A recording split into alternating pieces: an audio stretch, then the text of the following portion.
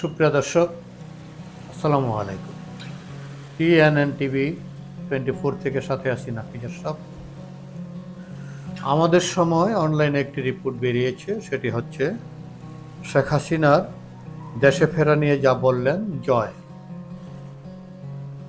শেখ হাসিনার ছেলে জয় বলেছেন, বাংলাদেশে ফেরার বিষয়টা শেখ হাসিনার উপর নির্ভর করবে বলে তিনি জানিয়েছেন। তিনি যুক্তরাষ্ট্রের ওয়াশিংটন ডিসি থেকে ব্রিটিশ বার্তা সংস্থা রয়টার্সকে দেওয়া এক সাক্ষাৎকারে জয় কথা বলেন। সজীব ওয়াজেদ জয় আরও বলেছেন, দেশে ফেরার বিষয়টা শেখ হাসিনার উপর নির্ভর করছে, তবে এই মুহূর্তে আমি আমার দলের মানুষকে নিরাপদ রাখতে চাই এবং এর জন্য এই ইউনূস সরকার তাদের উপর যে নৃশংসতা চালাচ্ছে তার বিষয়ে আন্তর্জাতিক সচেতনতা বাড়াতে চাই। জয়ের দাবি, অন্তর্বর্তীকালীন সরকার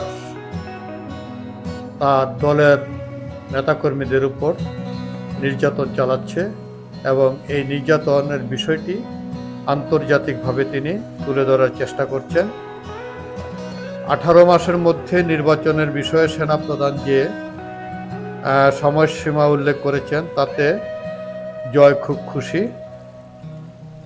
আর সেনাপ্রধানও রয়টার্সকে এক সাক্ষাৎকারে বলেছেন যে তিনি এই সরকারের সমস্ত কার্যক্রমে সহযোগিতা করবেন এবং 18 মাসের মধ্যে একটি নির্বাচন করার একটা প্রস্তুতি নেওয়ার কথাও তিনি বলেছেন। জয় বলেছেন, যদিও আমরা আরও আগে নির্বাচন প্রত্যাশা করেছিলাম, কিন্তু জয় বলেছেন যে তারা আরও আগে এই নির্বাচন প্রত্যাশা করছে এই সরকারের কাছে। একই সঙ্গে সতর্ক করে দিয়েছেন তিনি, আওয়ামী লীগকে ছাড়া প্রকৃত সংস্কার ও নির্বাচন যাতে না হয়।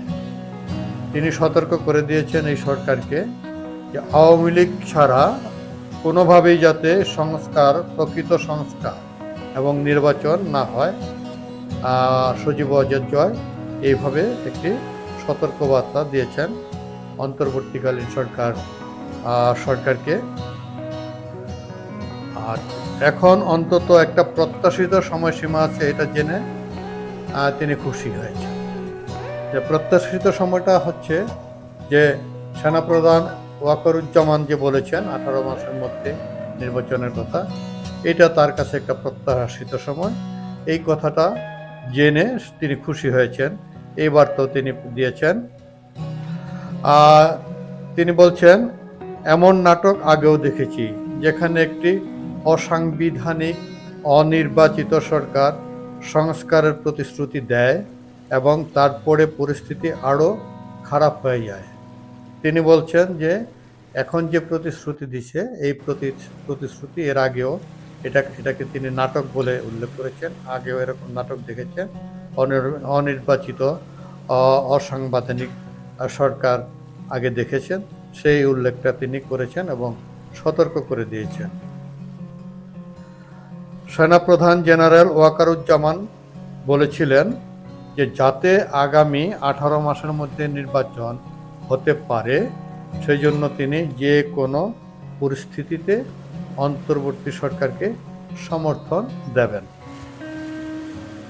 গণ অভ্যুত্থানের মধ্যে হাসিনা পদত্যাগ করে পালিয়ে যাওয়ার পর দেশে অন্তর্বর্তীকালীন সরকার গঠিত হয়।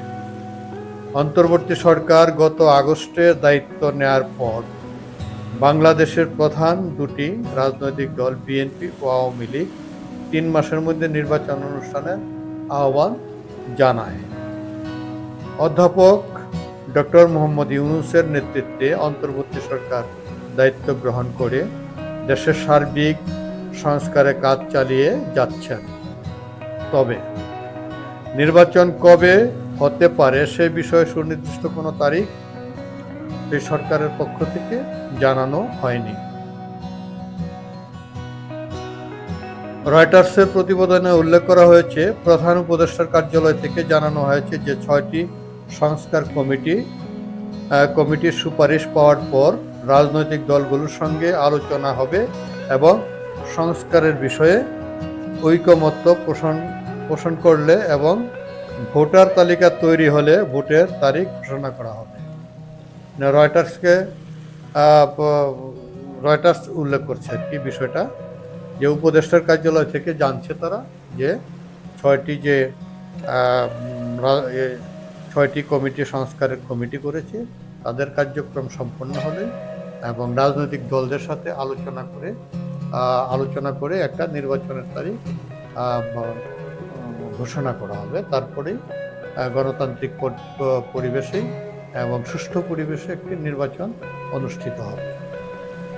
দর্শক, ভালো থাকবেন।